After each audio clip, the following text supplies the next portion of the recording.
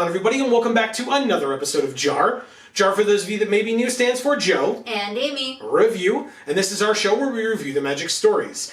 And this week we are back with more of our review that has now been broken up so many different times, but that was inspired by our return to Zendikar in Zendikar Rising with our review of the Battle for Zendikar / Oath of the Gatewatch stories. In the history of Magic, there have been a few Magic cards that have been names of sets, Future Sight, etc. And in this story I should say the title of this story is the title of a Magic set as well, because this story is called Oath of the Gatewatch by James Wyatt. My quick review at the top is there's probably no reason for you to not read this story. I think it was good. I think it is impactful for all of Magic story going forward from this point. And it's the shortest Magic story I've probably ever read. So there's no excuse of not having enough time, because it's very quick. So in my opinion, this story is perfect because it hits all those little bullets. Okay. I mean, I kind of think it's maybe not as important. Know that they take oaths. Sure, and the oaths the oaths are word for word what the flavor text is on the oath cards. Right. So from that aspect, I guess it's just it gives you more of a context around it, so that's why I enjoyed it. But yeah, but I mean, if you're reading the other stories and you're specifically skipping this one, I think you could, because you'll have that context from the other stories, and this one's super short and it's almost insignificant, I think. Okay, interesting. It's still good, and it's a James Wyatt story, so it's gonna be good. Yeah, it's definitely worth your time. Yeah. Okay. But it's short, and it's not a necessity like the other stories are if you want to follow what's happening in the stories. Okay. So, as always, with anything that we say, let us know your thoughts, whether you agree, disagree, or somewhere in between. That's what the comments down below are for. Keep the conversation going, as always. But if you have not gotten a chance to read this story yet, or if you read it such a long time ago, and now that we've told you that it's really short, really short, if you want to take the time to go read it for yourself, we try to remove as many barriers as possible. So, the top link in the description down below will take you to this story directly, so that you can read it for yourself. And then, of course, either way, whether you're going to go read it or not, we would love it if then you would stay here after, or come back here after, to give us your opinions and listen to ours, and like I said, join in on the discussion. So before we get on to the full review itself, it is brief, but still, I do want to remind all of you, hi, thank you for being here. We really appreciate it. Hopefully you're enjoying anything and everything that we're doing here on this Geek for All family of channels, because we have other channels as well, Video Games for All and Gluten Free for All. Links down in the description box below. You should definitely check that out. And while you're here, we would love it, no matter where you are, to be honest, on any of our 3 channels. We would love it if you would subscribe and ring that bell so that you will get notifications whenever any of our videos come out, pre-recorded on any of our channels, but also on this channel, we are live on stream every Monday and Friday evening at 8 p.m. Eastern right here. And on Mondays, if you're a fan of Magic the Gathering, we play MTG Arena. We started off this past week's stream with a viewer game of some historic brawl, and then we, as we almost always do, then go into our games of Limited, whatever Limited happens to be the most recent at the time on the client. So we've been playing some more Alchemy Horizons Baldur's Gate, and it was an interesting night.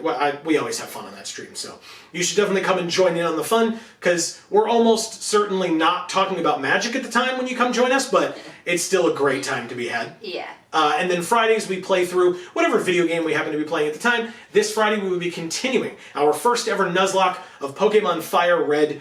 It's been super interesting so far. I've had a lot of fun with it. I'm sure you have as well. And I know chat has too, so we would love for you to join us with that as well. And like I said, that's every Monday and Friday at 8 p.m. Eastern.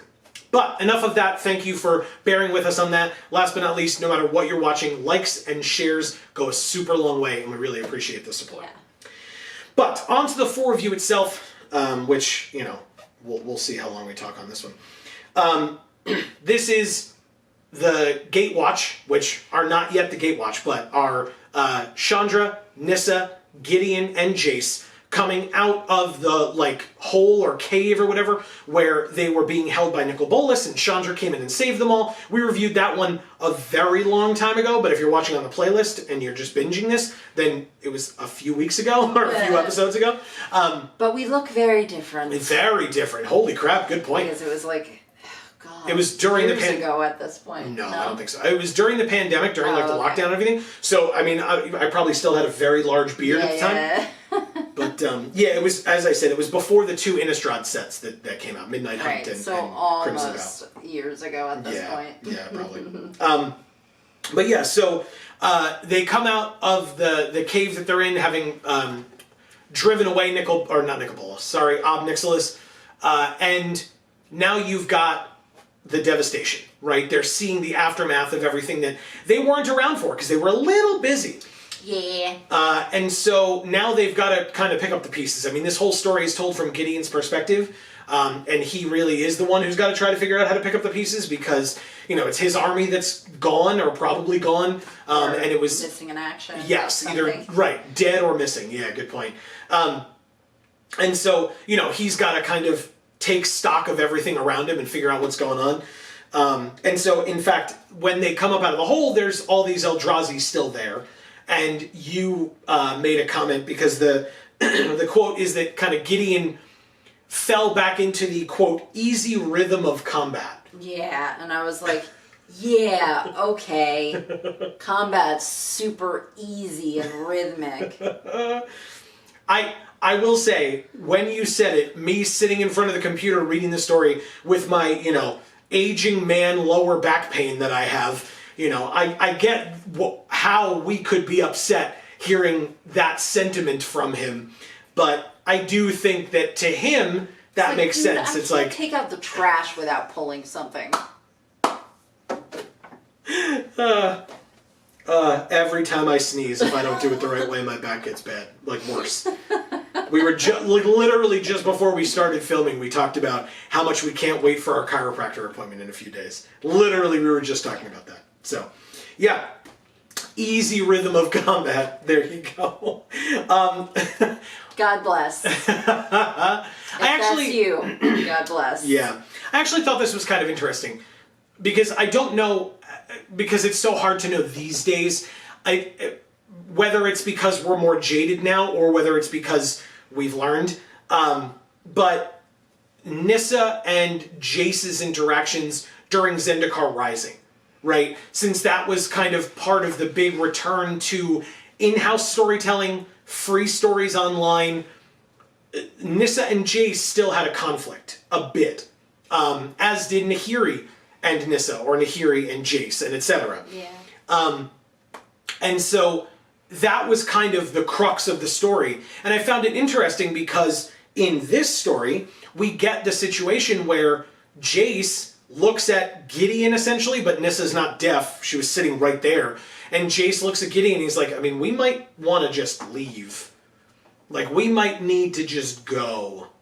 And yeah, I was going to talk about this. Okay, go ahead, please. For a while, probably. Okay. Do you want me to keep going? Sure, sorry. So yeah, the only point I wanted to make was I found it very interesting because it kind of shows Jace's mentality. Now, of course, the whole point of the story is that it then continues and Jace changes his mind based on the point that Gideon's bringing up with taking the oath and becoming the Gatewatch and blah, blah, blah. But at the same time, Jace's initial reaction was, I mean, whatever, Zendikar's like expendable. That's the word I'm looking for. That it's kind of expendable. And so we could go and like, this one's already fallen, so let's focus on something else instead. Like the next area that we can try and save, so let's leave. And Nissa's like, all right, assholes, you can leave if you want, but I'm staying. So I found that interesting that mentality of Jace's in terms of his, I guess, feelings towards Zendikar may have bridged over into Zendikar Rising, and or Nissa's feelings about how Jace feels about Zendikar may have bridged over into Zendikar Rising with that conflict that the two of them came into at that point. So yeah, I don't think Jace was saying Zendikar is expendable, but I think he was assessing the situation and being like, Yeah. Yeah, this is not salvageable anymore. It would be just a waste of. This is fucked. Yeah. we would die if we stayed, and so sure. But trying to be strategic about it. But me having said that, I'll now say if I was Nissa and heard him say that, I feel that Nissa exercised a lot of restraint here because I would be choking him. Well, and I think that's why, like, again, with the continuation of this story, they all need each other. One, they learned that against Obnixilis, and that's the point, one of the points that was brought up. But two, they're gonna need each other for the upcoming confrontation with the Eldrazi as well, and especially Nissa and Jace, who had worked so closely together in building the Hedron network to stop Ulamog when it was just Ulamog. Right. So I think that had to have been in the back of her mind, even with what would have been like the rage-inducing aspect of Jace being like, we gotta go. You know, like, which is not how he said it, you're absolutely right. But at the same time, she would absolutely have been like, could we not talk about this place like it's dead? I'm staying. It's my home. I need to, fight for this thing, so. Yeah, I mean, I don't think that in that situation I would have had anything in the back of my mind. I would have just reacted that way. I think it's a testament to the part of the story that is about Nissa being sort of mindful and serene to kind of combat Chandra's sort of blind aggression. And so I think that piece was that piece in this story because of the fact that there's other pieces of other stories where they're saying, okay, Chandra's going to Nissa to learn how to control her emotions a little bit better and become just a more zen person like Nissa is. And that's why I think she didn't. I don't think it's because she was like, why would Jace say such a mean thing? Oh, but I need him. I can't hurt him. No. She was sitting there going, like, what the fuck, dude? But she's also just far enough along in her, mental health status. Sure. That she's able to not do that. Okay. And I'm still not that far along yet. So I would have choked him. But I understand why she did. Okay. I have to say, right, obviously this story is called Oath of the Gatewatch. There are, I think, 6 different artworks in the story, maybe 7. And 4 of them are the 4 planeswalkers taking their oaths with their hands in the air and the little symbols, or Chandra's hand on fire or whatever. And I genuinely think, if I remember correctly, reading this story the first time through, like way back in the day when it actually first came out, I think when I read it, I thought it was corny. But today when I read it, who knows what aspects of it like caused me to feel this way, whether it was the nostalgia for better stories or as we've discussed in some of the more emotional video games that we've played on Video Games for All, sometimes when I'm tired, I tend to be more emotional or like more susceptible to getting emotional. But I felt genuinely emotional reading some of those. Like, I thought it was really cool. The emotion that was conveyed, I thought James Wyatt did a great job of making the speeches that they each gave be impactful for who was saying them and for the moment and the situation that they were in. Yeah. Like I said, when I read it the first time, I thought it was a little corny. But this time reading through it, I felt I had found new appreciation for it. Yeah. Personally. Okay. Yeah, I mean, I felt that I didn't feel that it was emotional, but I felt that it was adequately characterized.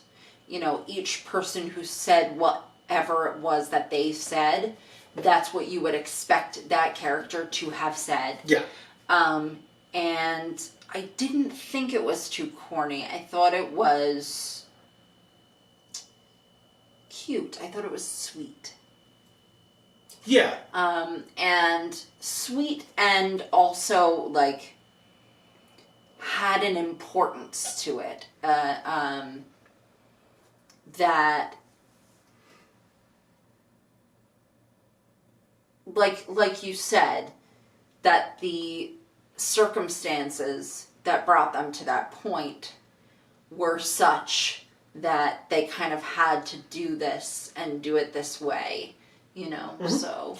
And like a lot of discussions of the fact that planeswalkers could choose to leave, right? Which, if we want to go there, contrasts with what the situation from War of the Spark, where they were forced to stay because of the beacon, or at least like strongly compelled to stay because of the beacon. But like, that was Gideon's point, was to, especially to Jace, he was like, but you could have left at any time. You too, Chandra. You could have left at any time, but you're still both here. So why? Right? Like, if you truly, Jace, felt that you could just leave this place, then you would have already. Right? There's a reason that you stayed. And so because you stayed, let's all actively choose to stay as opposed to passively choosing to stay by just still being here. Let's out loud say that we choose to stay because this is a multiversal threat and we four together can take it down, and we know we can. So let's work together on it. Like I said, I something about that worked for me. It was sufficiently inspiring, right? As opposed to like, ugh, come on, guys. Which is, like I said, which I feel like, if I remember correctly, was more of how I reacted the last time, which was like, okay, great, you formed your group, congratulations, we know the stories going forward are going to be about you five, because, Liliana's coming later, we know it based on Magic Origins, but, she's not here yet, but we get it. You did it, congratulations. But again, like I said, this time reading it back through, I enjoyed it. I thought it was nice. Sorry, my nose is very itchy. No worries. This happened last night, too. Oh, on stream? Yeah, it was so weird. I guess now you know when we're filming this. But anyway, that's on me. Around the same time at night, the following night, Amy's nose did the exact same thing. It's a mystery. Leave it in the comments. And so then we find out that now they're all going to go off, after they've taken their oaths, they're all going to go off, and Gideon finds out that General Tazri is still alive, thanks to Chandra remembering that she had left Tazri and some of the survivors behind when she went to go save the Planeswalkers. And so now they're going to go seek out General Tazri, because Gideon's like, oh good, she'll know what resources we have left, which you are not very optimistic on how many. Yeah, because he was like, oh good, that'll be great. She'll know. And it's like, yeah, she'll know, but it's not going to be great.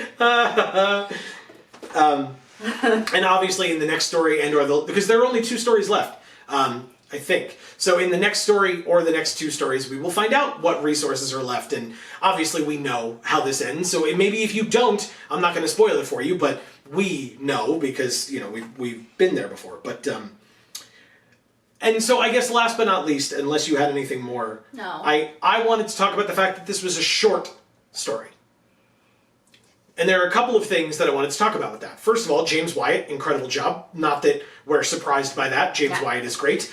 Of all the stories she's ever written, this one's, the most blasé. Sure. And even then, because it's so short, it's still got the point across. It's still got to be cute and or inspirational and or whatever. It got to be all of those things for us, at least. Again, if you feel like it was corny, I want to hear from you in the comments. Please let me know. Because like I said, I felt that way previously, I believe. But it was a short story, but a good story. And for that reason, I'm not upset about the fact that it was short. And of course, I've said this a million times on the show, I feel like. But when these stories came out and you were doing a story every week, you could have a short one every once in a while. And it would feel so good. But and they have not done this, right? So I'm not chastising anybody for it, but this format wouldn't work now. And by this format, I mean this short of a story wouldn't work with the way that they're doing it these days, because even though it would be a welcome break from the fact that they're releasing 10 stories within 8 days or whatever, Right. I may be a little bitter about it. Go watch our reviews of Streets of New Capenna. But but it wouldn't go over. You only have 10 stories, and then you take 3 months off, 4 months off from telling your next story, or until you tell your next story. A short story like this would not go over well, in my opinion, right? Like, I would be pissed off if one of our 10 stories was this short, but if it was like, oh, okay, cool, that was a bit of a short one, can't wait for next week, right? Next week's story will be great. And sure enough, next week's story, the next story that comes in this sequence is a much longer one, right? I mean, by much longer, I mean it's an average length story, but compared to this one, that means it's much longer.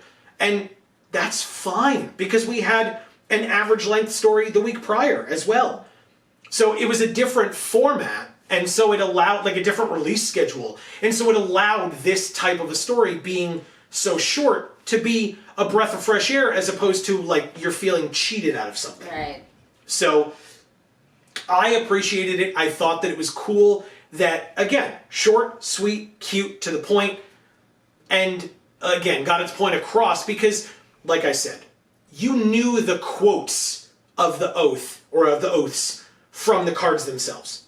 And because this story was like so late in the cycle, I'm sure, I don't remember exactly, I didn't write the dates down for like when this story came out versus when Oath of the Gatewatch as a set came out, but I'm sure that the Oath cards had already been previewed, released, in people's hands, etc. So you could see the flavor text, you could look it up online and see what the flavor text was. So you knew what all the quotes were that all these planeswalkers said as they raised their hands. So similar to what Amy said, you could have skipped this story and you probably wouldn't have missed much. No.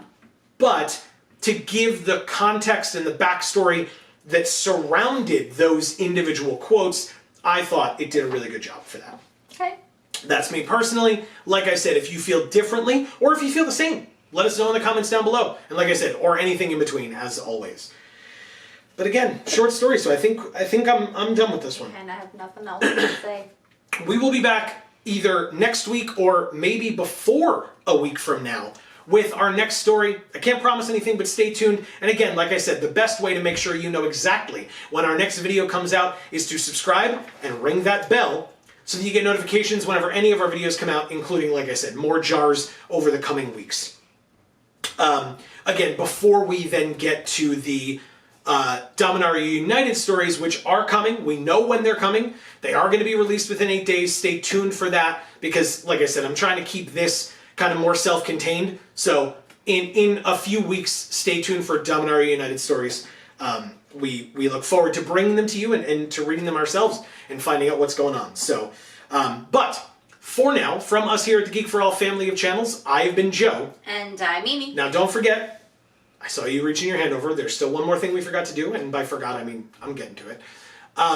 Joining us in talking about these oaths and looking back on how we felt the first time reading through it, comparing it to how we feel many, many years later with many regime changes in the story team, is actually a really cool way of you joining us as we show off our...